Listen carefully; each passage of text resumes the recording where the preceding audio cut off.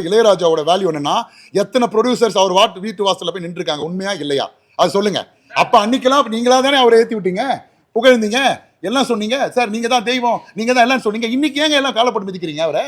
இருங்க நான் சொல்றேன். ஒரு படத்தோட டைரக்டர் இருக்கட்டும், அவருக்கு என்ன சம்பளம் போகுது சார்? எல்லாரும் விஷயம், ஒரு டைரக்டர் என்ன சம்பளம் போகுது, ஒரு இளையராஜாக்கு என்ன சம்பளம் போகுது? மொத்த பணமும் ப்ரொடியூசருக்கு போகுது சார். அவர் தான் அதிகமான பெனிஃபிஷியரி ஆகிறாரு. நான் படம் பண்ணேன்னா சத்தியமா மியூசிக் வாசிக்கிறவங்க தான் சொந்தம்னு சொல்லுவேன். எனக்கு அந்த மனநிலை இருக்கு. சரிங்க சார், நீங்க சொல்லலாம் கரெக்ட். நான் வர்ற வண்டிக்கு பெட்ரோல் ஃப்ரீயா கொடுக்க சொல்லுங்க, சரிங்களா? அதுதான் sir. Sir it is all like that only sir. நான் அவர் மட்டும் சார் வாங்குறாரு. சினிமாவில் இருக்கிற அத்தனை நட்சத்திரங்களும் அவங்களுடைய மேக்கப் மேன்ல இருந்து அவங்களுடைய ஆளுல இருந்து எல்லாருக்கும் பணமே வாங்குறாங்க இல்லையா? இந்த பாட்டு எந்த ஒரு படத்துலையும் நீங்க சொல்ற மாதிரி ப்ரொடியூசர் தான் அதுக்கு பணம் கொடுக்குறாரு, டைரக்டர் அது வந்து ஃபார்ம் பண்றாரு. எது பண்ணாலும் மக்கள் மனசுல நிக்கிறது யாருன்றது தான் இப்ப கேள்வி.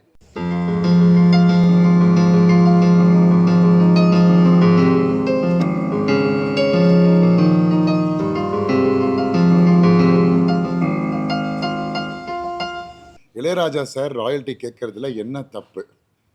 எனக்கு அது தப்பாக தெரியவே இல்லை. ஏன்னா நான் கிளியராக சொல்கிறேன். இப்போது வந்து ஒரு ராஜபார்வைன்னு ஒரு படம் வச்சுக்கோங்களேன், சரிங்களா? ராஜபார்வை, அதில் எத்தனை பேருக்கு அதோட ப்ரொடியூசர் யாருன்னு சொல்லுங்கள் பார்க்கலாம். ராஜபார்வை படத்தோட ப்ரொடியூசர் யார் தெரியல. டைரக்டர் யார் தெரியல. கேமராமேன், வேறு டெக்னிக்கல் யார் கேட்டாலும் யாருக்கும் தெரிய போகிறது இல்லை. அந்திமழை பாட்டை யாரை இசையமைச்சாரு? இளையராஜாங்க. என்ன அந்நியத்துக்கு அதுவும் தெரியலன்றீங்க உடனே? உண்மையாக சொல்லணும், உண்மையாக தான் சொல்லணும்.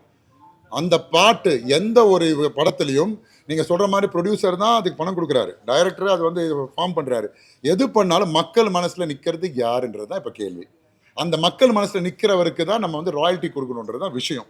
Very simple it is. A R Rahman சாருக்கும் ராயல்ட்டி போகுது, எல்லாருக்குமே ராயல்ட்டி போகுது. அந்த மாதிரி அதில் இருக்கிறப்போ ஏன் இளையராஜா சார் வந்து அவர் கொஞ்சம் ஒரு ஒரு ஒரு பெரிய ஒரு மிகப்பெரிய லெஜெண்ட் அவர், சரிங்களா? அவரோட இடத்தை பிடிக்கிறதுன்றது இனிமேல் யாராலையுமே முடியாத விஷயம். அத்தனை படங்கள் பண்ண முடியுமானா முடியவே முடியாது. அது இனிமேல் நடக்க போகிறது இல்லை, 100% முடியாது. இனிமேல் வர எந்த புது ஜென்ரேஷனாலும் இளையராஜா சாதித்த சாதனையை யாராலையும் செய்ய முடியாது. அவருக்கு ராயல்ட்டி கொடுக்கறதுன்றது கரெக்டான விஷயம். கண்டிப்பாக மக்கள் பல பேரோட ஆதரவு நான் தெரிஞ்ச சர்க்கிளில் நிறைய பேர்களிடம் நாங்கள் பேசினப்போ அவங்க எல்லாருமே என்ன தப்பு ராயல்ட்டி கொடுக்கறது. நவ் அவர் எவ்வளோ ஒரு இளமையில் இருந்தப்போ நிறைய விஷயம் நம்மளுக்காக மக்களுக்காக அவர் நிறைய has given so much of his life, blood, time எல்லாமே கொடுத்துருக்காரு. இன்னைக்கு அவர் வந்து இப்போ ஒரு கொஞ்சம் ஏஜில் இருக்கிறப்போ அவருக்கு தேவையான ஒரு ஃபண்ட்ஸை நம்ம வந்து பிளாக் பண்ணணுன்றது தவறான எண்ணம். மக்களை வந்து கண்டிப்பாக நாங்கள் பேசின பல பேர் அதை பற்றி எங்கிட்ட சொன்னதெல்லாம் நான் அதை உண்மையாக தான் சொல்லிடுறேன். கண்டிப்பாக வந்து அது ராயல்ட்டி அவருக்கு போடுறது எந்த தப்பும் இல்லை. கேட்கிற விதம் வேணாம் தப்பாக இருக்கலாம், முறை வேணாம் தப்பாக இருக்கலாம். இந்த இடம் வந்துட்டு நீங்க சொல்லுங்க சார் பதில். என்னோட ரிலேஷன் இல்ல ஆட்கள் வச்சு தான. ஆமாமா ஓகே. இடம் முழுதா இருக்கலாம். இப்போ இந்த டெக்கரேட் அந்த ஆட்கள் இந்த இடம் அப்ப அவங்களுக்கு சொந்தமா இருக்கலாம். அது பே பண்ணிடுறீங்களா நீங்க? இப்போ நான் பில்டிங் கட்டறேன், அது நம்ம ஒரு கூலி கொடுத்துறோம், அவங்க நம்ம சொல்ற மாதிரி கட்டிட்டு போயிடுறாங்க. அது மாதிரி தான இளையராஜா அப்படினு சொல்றாங்க. சரி கரெக்ட்டுங்க. இப்போ நான் என்ன சொல்றேன்னா இதெல்லாம் கரெக்ட். இப்போ நான் வந்து இளையராஜா சார்பில் நான் இளையராஜான்னு வச்சுக்கோங்களேன். இப்போ இந்த மேடையில் இவர் பேசினார். இல்லை நான் சொல்கிறேன், ஒரு எக்ஸாம்பிள் சொல்கிறேன். நான் சொல்கிற பாயிண்ட் கேட்டுக்கோங்க. இப்போ இவர் வந்து என்னை பற்றி பேசினார். என்ன பேசினார்? விக்ராந்த் சார் சின்சியர் எல்லாம் பேசினார். இவர் என்னை பற்றி பேசினார், இவர் என்னை பற்றி பேசினார். இப்போ 3 பேர் என்னை பற்றி பேசுகிறாங்க. இருங்க நான் சொல்கிறேன், என்ன பேச விட்ருங்க சார், இருங்க. இப்போ நான் இந்த இடத்துல நான் வந்து ஒரு மியூசிக் டைரக்டர் போஸ்ட்டோ ஏதோ பண்ணுறேன், அவ்வளோதான். நான் ப்ரொடியூசர் இல்லை, நான் இவரை மாதிரி செலிபிரிட்டி இல்லை, இவரை மாதிரி செலிபிரிட்டி இல்லை, எதுவுமே இல்லை. ஆனால் இவங்க 3 பேரும் பேசுகிறாங்கல்ல, அதுதான் அதோடைய வேல்யூ. அது மாதிரி அதனால இளையராஜாவோட வேல்யூ என்னன்னா எத்தனை ப்ரொடியூசர்ஸ் அவர் வீட்டு வாசல்ல போய் நின்று இருக்காங்க, உண்மையா இல்லையா அது சொல்லுங்க. அப்ப அன்னைக்கெல்லாம் நீங்களா தானே அவரை ஏற்றி விட்டீங்க, புகழ்ந்தீங்க, எல்லாம் சொன்னீங்க. சார் நீங்க தான் தெய்வம், நீங்க தான் எல்லாம் சொன்னீங்க. இன்னைக்கு ஏங்க எல்லாம் காலப்பட்டு மிதிக்கிறீங்க அவரை? ஏன் மதிக்க பாக்குறீங்க? அப்ப அன்னைக்கு தெய்வமா இருந்தாரு, இன்னைக்கு வந்து அடுத்தவங்க தெய்வம் ஆயிட்டாரா?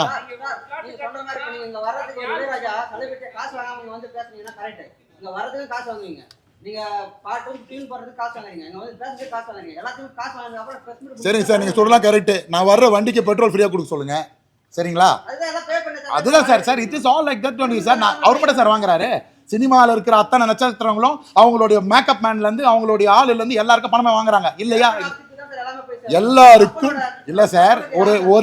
ஒரு ஆர்டிஸ்டோடைய மேக்கப் மேன், டப்பிங் ஆர்டிஸ்ட், வர்ற வண்டிக்காரன், டிரைவர் எல்லாரும் பணம் வாங்குறாங்களா இல்லையா? சார் சார் கப்பல் கேப்டன் அவரா இருக்கலாம் சார். இன்னைக்கு பேச்சு என்னன்னா நான் கேட்ட கேள்வி ஒரே பதில் தான். இல்ல சார் கப்பல் கேப்டன் ப்ரொடியூசர் இருக்கட்டும் சார், நான் இல்லைன்னு சொல்லவே இல்லை, அவர் தான் ப்ரொடியூசர் தான். இல்ல அதுதான் தப்பு நீங்க சொல்றது. அவரும் வியாபாரம் பண்ண தான் வந்திருக்காரு, அவர் சோசியல் சர்வீஸ் பண்ண வந்திருக்காரா? ஒரு கப்பலோட ப்ரொடியூசர் வந்து உங்களுக்கு சோசியல் சர்வீஸ் பண்ண வந்திருக்காரா? அவரும் பிசினஸ் பண்ண வச்சிருக்காரு சார். இருங்க இளையரா இருங்க இருங்க இருங்க இருங்க அதுக்கு பதில் சொல்றேன். இல்லங்க அதுவும் நான் சொல்றேன். ஒரு படத்தோட இருங்க சார் இருங்க நான் சொல்றேன். ஒரு படத்தோட டைரக்டர் இருக்கட்டும், அவருக்கு என்ன சம்பளம் போகுது சார்? எல்லாரும் நிமிஷம். ஒரு டைரக்டர் என்ன சம்பளம் போகுது? ஒரு இளையராஜாக்கு என்ன சம்பளம் போகுது? மொத்த பணமும் ப்ரொடியூசருக்கு போகுது சார். அவர் தான் அதிகமான பெனிஃபிஷியரி ஆகிறாரு.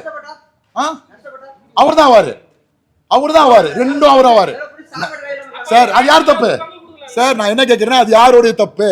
ஏன் சார் ஒரு பாக்கியராஜ் 10 படம் எடுக்கிறார் சார், அவர் எல்லா படம் சக்சஸ் பண்றாரு. அதே பாக்கியராஜ் சார் ஒரு கட்டத்துக்கு மேல பண்ண முடியலன்னா அது காரணம் என்ன? அவர் நேரம் இருக்கலாம், என்ன வேணா இருக்கலாம். அதுக்கு எப்படி சார் நீங்க மியூசிக் டைரக்டர் அடுத்தவங்க மேல சாக்கு சொல்ல முடியும்? ஏன் உங்களுக்கு எல்லாம் மட்டும் வாழ்க்கையில் கஷ்டம் வருது இல்லையா? நம்ம தொடர்ந்து ஜெயிச்சிட்டே இருக்கோமா லைஃப்ல? நான் செஞ்சிருச்சேன் சார் 28 வருஷமா நஷ்டத்தையும் கஷ்டத்தையும். ஊரை விட்டு ஓடின 7.5 வருஷம் சரிங்களா? சனீஸ்வர பகவானுக்கு பயந்துட்டு. These all happens. இறக்கம் ஏற்றம் எல்லாருக்கும் இருக்கும். புரிஞ்சுதுங்களா? தயவு செய்து ஒரு லெஜெண்டோட மனசை புண்படுத்தாதீங்க. இதை மக்கள் கிட்ட நான் வேண்டி கேட்டுக்கிறேன், எங்க எல்லாரும் சாப்பிட்டு வேண்டி கேட்டுக்கிறேன். நாங்க ப்ரொடியூசரையும் நாங்க சொல்றோம், ப்ரொடியூசரையும் மனசு கஷ்டப்படுத்த எங்களுக்கு இன்ட்ரெஸ்ட் இல்ல, டைரக்டருக்கும் இல்ல. எல்லாரும் சினிமாவில் அனைவரும் வாழட்டும், எல்லாரையும் வாழ வைங்க.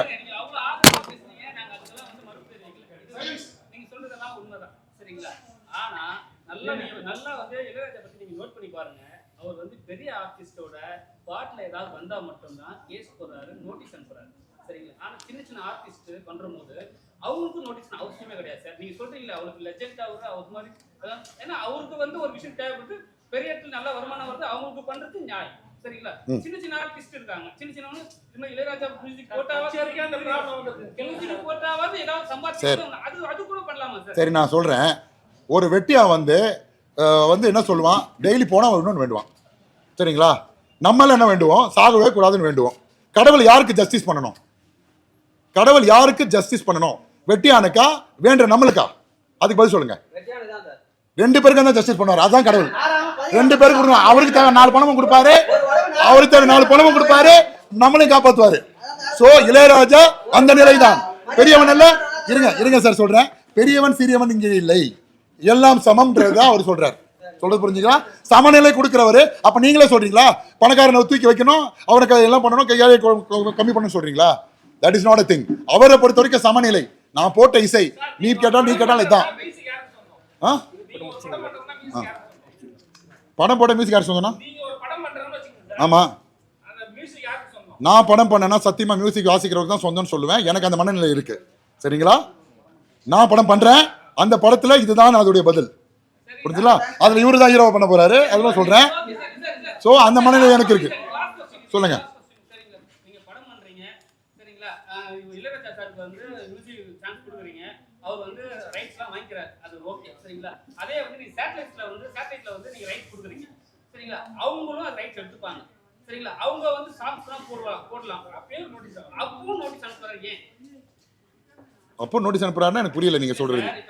அதாவது நான் ராயல்டி எல்லாம் பண்றேன் சரி சரிங்களா? நான் வந்து எந்த இடத்துல வேணா ரிலீஸ் பண்ணிக்கலாம் ஓகே சரிங்களா? எந்த ஹால்ல வேணா ரிலீஸ் பண்ணிக்கலாம் சரிங்களா? ஏன் சேட்டலைட் ரிலீஸ்ல வந்து இளையராஜா தலையீடு இருக்கே? இல்லைங்க நான் என்ன கேட்கறேன்னா, அதை வந்து இப்ப சட்ட ரீதியாக மூவ் பண்ணியிருக்காங்க. அது தீர்ப்பு வர வரைக்கும் கொஞ்சம் பொறுமையா இருங்க. ஏன்னா என்னோட மனநிலை தான் நான் சொல்ல முடியும். ஒரு ப்ரொடியூசருக்கு ஒரு மனநிலை இருக்கும். அதனால அவர் அது தீர்ப்பு என்ன வருதோ அது அவருக்கு சாதகமோ இல்லை அவருக்கு பாதகமோ அது நமக்கு தெரியாது. என்னை பொறுத்த வரைக்கும் இளையராஜா அடிச்சா கூட வாங்கிப்பேன், அவ்வளவுதான். ஏன்னா அவர் என் லைஃப்ல என் பொண்டாட்டி கூட வாழ்றதை விட, என் பிள்ளையோட வாழ்றதை விட, ஏன் நான் உயிரோட வாழ்றேன்னு மூச்சு விடுறதை விட இளையராஜா கூட தான் வாழ்ந்துட்டு இருக்கேன். பல இசை வடிவத்தில் வாழ்ந்து கொண்டிருக்கிறேன். என்னோட துக்கங்கள், என் சந்தோஷங்கள், என்னோட கவலைகள் எல்லாத்தையும் போக்குனது அவரோட இசை. அந்த இசைக்கு நான் தலை வணங்கி தான் தீர்வேன். 42 நாள் இருக்கு போது. இப்போ வந்து ஆல்மோஸ்ட் ஒரு 44 எங்களோட ஸ்டால்ஸ், நியர்லி ஒரு 70 ஸ்டால்ஸ் கிட்ட வரும். அப்படிலாம் அதெல்லாம் எதுவுமே இல்லை சார். எது உண்மையான நல்ல டேஸ்ட் இருக்கோ மக்களுக்கு அதை தான் நாங்கள் தேடி கொடுக்குறோம், அவ்வளோதான்.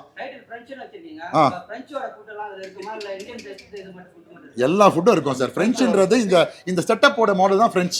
பட் உள்ள வர உணவுன்றது எல்லாருக்கும் பிடிச்ச உணவு. டிஸ்கவுண்ட்ன்றதே இங்க வந்து இல்லை சார். ஏன்னா நான் கொடுத்த ப்ரைஸே எக்கனாமிக்கல் ப்ரைஸாக தான் இருக்க போகுது. அது வந்து டிஸ்கவுண்ட்டுக்கே எங்கள் பேச்சுக்கு இடம் இல்லை. நான் கொடுக்கறதே கம்மியாக தான் இருக்கும்.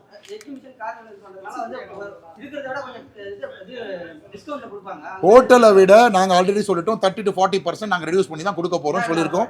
நாங்கள் ஆமாம் இனாகரல் ஆஃபர் இல்லை, ஃபுல்லாகவே நாங்கள் தான் கொடுக்க போகிறோம். ஸோ அது நானும் சிவரத்னம் சாரும் கண்டிப்பாக அதை உட்காந்து தான் ஒரு ஸ்டாலுக்கும் ஒரு வராமுறை கொண்டு வரோம்.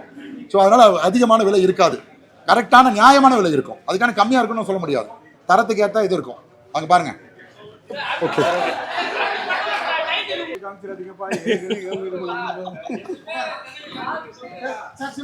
நான் சொல்லிடுறேன் சார், எல்லாருக்கும் நான் தயவுசெய்து சொல்கிறேன், ப்ரொடியூசர்ஸோ டைரக்டர்ஸோ லிரிக் ரைட்டர்ஸோ யாருக்கும் நான் வந்து எதிரியும் இல்லை எதுவும் இல்லை. நான் ஜஸ்ட் என்னுடைய கருத்தை மட்டும் தான் சொன்னேன். இளையராஜா மேலே இருந்த அன்பால் தயவுசெய்து நான் ஏதாவது பேசியிருந்தா என்ன மன்னிச்சிடுங்க. உங்களை ஏதாவது புண்படுத்தியிருந்தால், நான் யாரையும் மனசு புண்படுத்தணுன்றது எங்களுக்கு யாருக்குமே எண்ணம் இல்லை. அப்படியே பேசியிருந்தா கூட தயவுசெய்து எங்களை மன்னிச்சுக்கோங்க. நான் மன்னிப்பு கேட்குறேன். நான் வந்து மனுஷன், நீ மன்னிச்சிருங்க, பெரிய மனுஷன் ஆயிடுங்க. ஓகேவா?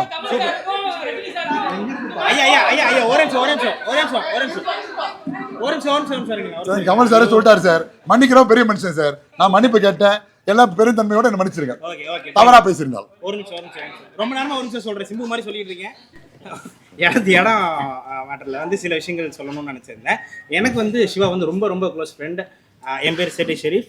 சிவா ஃப்ரெண்டுன்றனால சும்மா பார்க்க வந்தப்போ என்னையும் தூக்கி ஒரு கடை போடுறான்னு உட்கார வச்சிட்டேன். அது ஒரு விஷயம். பட் கடை போடுறதை தாண்டி இன்னைக்கு நான் வந்து நைட்டு சுற்றுற ஒரு அவுல் அப்படின்னு இருக்கும்போது 24 hours இங்கே ஓப்பனாக இருக்க போது, மாடியில் உட்காந்து எல்லாரும் ஜாலியாக உட்காந்து சாப்பிட்லாம் அப்படிங்கவும் ரொம்ப பிடிச்சி போச்சு. ஸோ அப்படி இருக்கும்பொழுது எல்லாருமே இங்கே வந்து கடை எடுக்கும் போது ரொம்ப ரொம்ப ஹாப்பியாக இருப்பாங்க. ப்ளஸ் வந்து சாப்பிட்ற கஸ்டமருமே ரொம்ப ஹாப்பியாக இருப்பாங்க. இதில் ஹையஸ்ட் வேல்யூ என்ன அப்படின்னா விக்ராந்த் சார் உள்ளே வந்தது தான். அவரும் யூனிக்காக பண்ணுற ஒரு ஈவெண்ட்ஸாக இருக்கும்போது பயங்கரமான யூனிக் ஈவெண்ட்ஸ்லேருந்து டான்ஸ்லேருந்து காம்படிஷன்ஸ்லேருந்து எல்லாமே இருக்க போகுதுன்றனால இது பயங்கரமான ஒரு ஹாப்பனிங் பிளேஸாக இருக்க போகுது. ஈஸியார்லேயே 24/7 ஃபஸ்ட்டு ஃபுட் ஸ்ட்ரீட் அப்படின்னு சொல்லலாம். கேமிங் ஜோனும் வருதுன்றனால இது பயங்கரமான ஹாப்பனிங்கான பிளேஸ். எல்லாருமே சப்போர்ட் பண்ணுவீங்கன்னு நம்புகிறோம். Thank you so much. இல்லை ஷாப் கேம்ஸ் இல்லை சார், பர்மிஷன் வாங்கிடுவோம் சார். அது உள்ள சொல்லி பேசியிருக்கோம் சார். இல்லை அது இல்லை சார், அது நாங்கள் பவுன்சர் போட்டு நாங்கள் அதை மேனேஜ் பண்ணிப்போம் சார். பர்மிஷன் நம்ம சொல்லியிருக்கோம் சார், வந்துடும் சார். அது நாங்கள் வாங்கி கொடுப்போம். அது கிடைச்சால் கவர்மெண்ட் எங்களுக்கு சமைச்சா கண்டிப்பாக அது நாங்கள் செய்யணும்னு நினைக்கிறோம். அவ்வளோதான்.